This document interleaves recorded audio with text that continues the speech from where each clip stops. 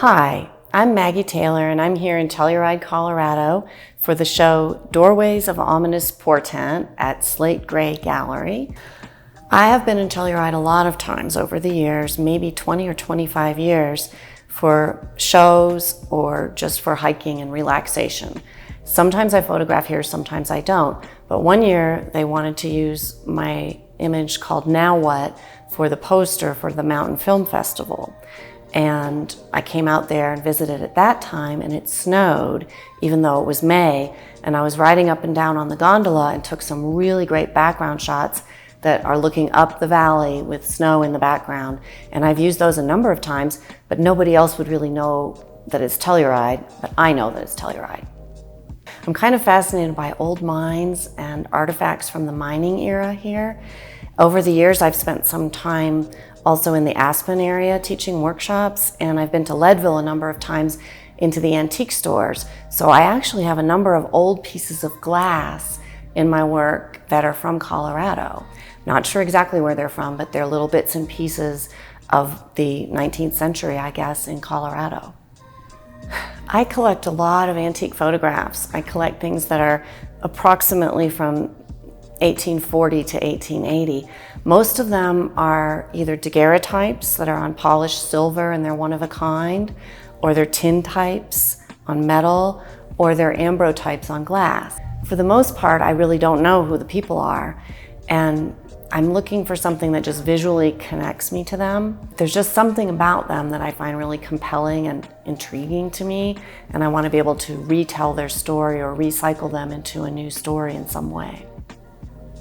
It's almost an auditioning process where I'm going to take different things and put them in front of different backgrounds and just see what can work together. The reason that I titled my newest book Internal Logic is because there's a point at which I'm working on an image and I realize the image itself has a kind of internal logic that eventually informs me and talks back to me.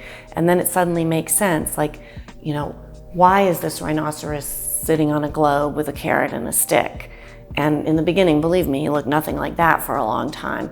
But at some point, the image communicates back to me in a certain way, and then I feel comfortable with the internal logic of that image. When I first studied photography, I did black and white photography, starting with 35 millimeter and then gradually getting larger and larger film sizes until I was working with a 4x5 camera, which is a larger format negative. Then I transitioned to color photography, and this would have been in the 1980s. And I loved photography back then, but there weren't so many options for manipulating your images in the darkroom with color. Now, with Jerry's work in black and white, you could do lots of interesting manipulation, obviously in the darkroom. With color, that really wasn't a possibility. In about 1994 or 95, I started to hear more and more about people using the computer to make artwork. And I wasn't sure if I could make that transition because I was making color still life images in the darkroom, and the galleries that sold the work and the people that were interested in the work were not interested in digital work at that time. So it was kind of a difficult transition to make, like a leap of faith to say, I'm not going to make a color photograph anymore, I'm going to make something that's a digital artwork. It would be much easier for people to do that now because digital work is everywhere in the art world, whether it's a 3D printer or just photographers using retouching or inkjet prints. But at the time, back in the mid-1990s, it really wasn't quite as accepted. So really what happened was Adobe sent someone to represent Photoshop and show Jerry what the possibilities of Photoshop would be. And their idea was that he would take a couple of different negatives, scan them, and then they would put them together in a digital file and see the possibilities of that.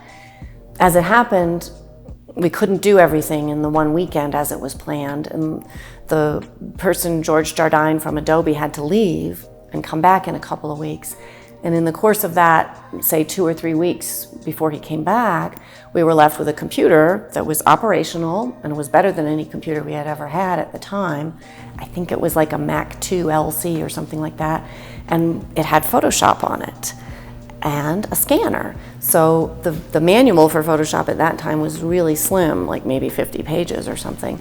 So you just read about what the tools are, and I just read it and said, well, I'm going to start playing with this. And I really had a lot of fun with it. I scanned in some of my dolls and some old photos and some backgrounds, and then I realized it has great possibilities for me. Later on, after the guy from Adobe came back and worked more with Jerry decided it wasn't for him because he'd rather be in the darkroom playing loud blues music and mixing and doing his chemistry and just being comfortable with his creative process there.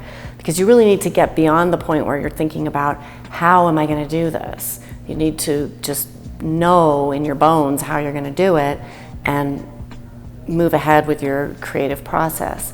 So the computer was really never going to be for him. Jerry was my teacher in graduate school, and I really loved his creative process, the way that he could mingle different negatives that he had made at different points in time into one image. In the beginning, this wasn't possible for me to do with straight color photography, but once Photoshop came into the picture, I could sample things from different points in time, just like he could, and put them into the work. So over the years, I was very influenced by not only his subject matter, but the way that he was working, just randomly sorting through stuff. One of the things a lot of people don't realize about Jerry's process is that he didn't keep an exhaustive catalog of everything that he ever photographed.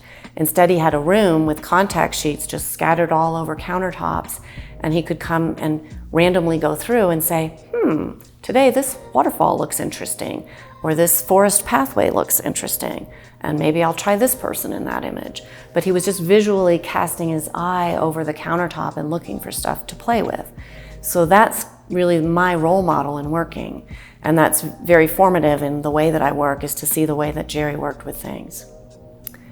Over the years, I would say Jerry and I shared a lot of different subjects that we were interested in, and in particular, nature, whether it could be rocks or trees or clouds or floating elements, but also smaller things. So sometimes I collect dollhouse miniatures and all kinds of old photographs, and those have filtered their way into Jerry's work over those years, where he liked to set up a light table and photograph some of my miniature chairs or other things from dollhouses.